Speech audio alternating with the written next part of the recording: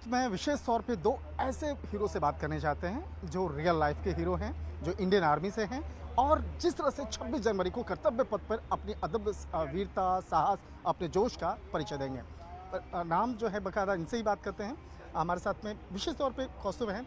Sir, मैं जानना चाहूँगा कि आप सबसे पहले आप अपने बारे में बताइए और इंडियन आर्मी में जो जिस बटालियन से हैं आप, उसके बारे में बताइए किस तरह से वीरता, साहस आपको यहाँ से आपने सीखा है? जी मेरा नाम कैप्टन कौस्तुभ विष्णु अनल है। मैं पटना बिहार से बिलोंग करता हूँ। मेरी स्कूलिंग पटना से ही हुई है। केंद्रीय विद्यालय का मैं पढ़ा हुआ हूँ। उसके बाद मैंने नेशनल डिफेंस एकेडमी ज्वाइन किया। 3 साल की वहाँ ट्रेनिंग के बाद मैंने ज्वाइन किया इंडियन मिलिट्री एकेडमी देहरादून। वहाँ से मैं कमीशन हुआ जम्मू एंड कश्मीर राइफल्स की 4थी बटालियन में। आ,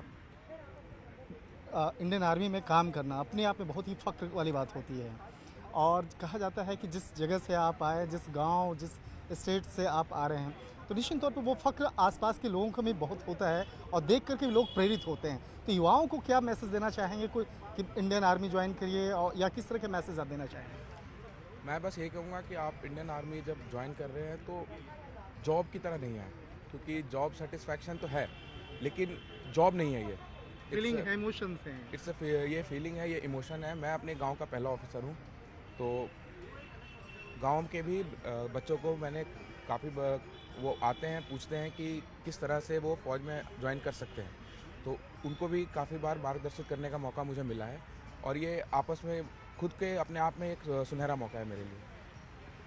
निश्चित तौर पे कह सकते हैं कि आप जो है जिस वक्त में आपकी रेजिडेंट जो है यहाँ पे प्रदर्शित करेगी, तो किस तरह से आप लोगों ने तैयारी किया और क्या इस पर विशेष है आपका?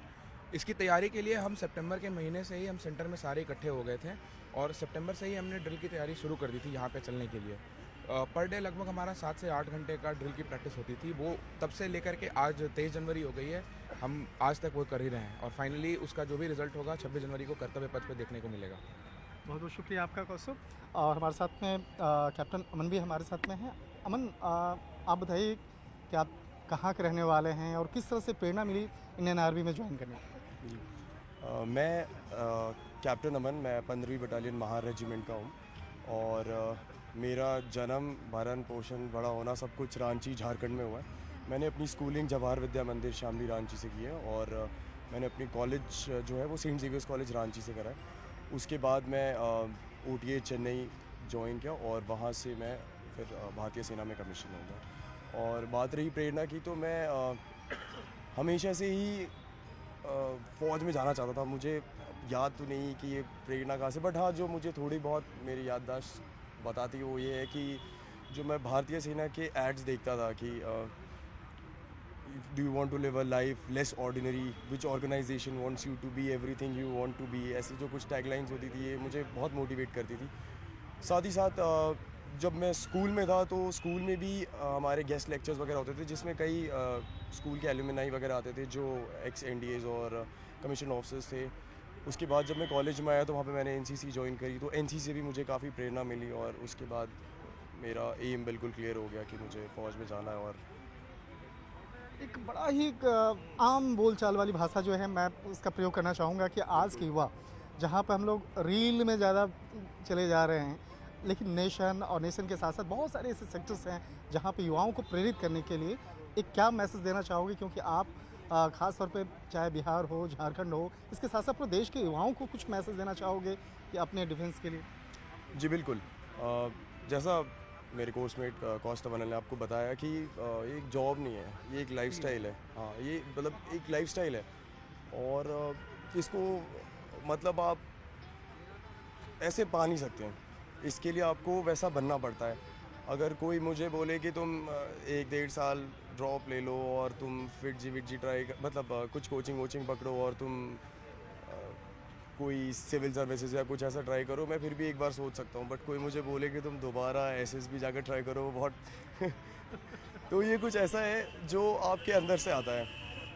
जो आपने अपने आप को जैसा समझा है, जैसा बनाना चाहा है, आपने वैसा अगर खुद को आपके दिमाग में अगर आपका एम क्लियर है, तब भी आप इस चीज़ को अचीव कर सकते हो। और एक ऐसी चीज़ है जिसको मैं डिस्क्राइब नहीं कर सकता वर्ड्स में, ये आप इस तरफ आकर ही फ़ील कर सकते हो। जब आप इस वर्दी को पहनोगे तब आप रियलाइज़ करोगे कि लोग क्यों ऐसा कहते हैं कि ये एक जॉब नहीं है। आप आपको किसी भी चीज़ में रुचि हो वो फ़ौज आपको डेफिनेटली देगी।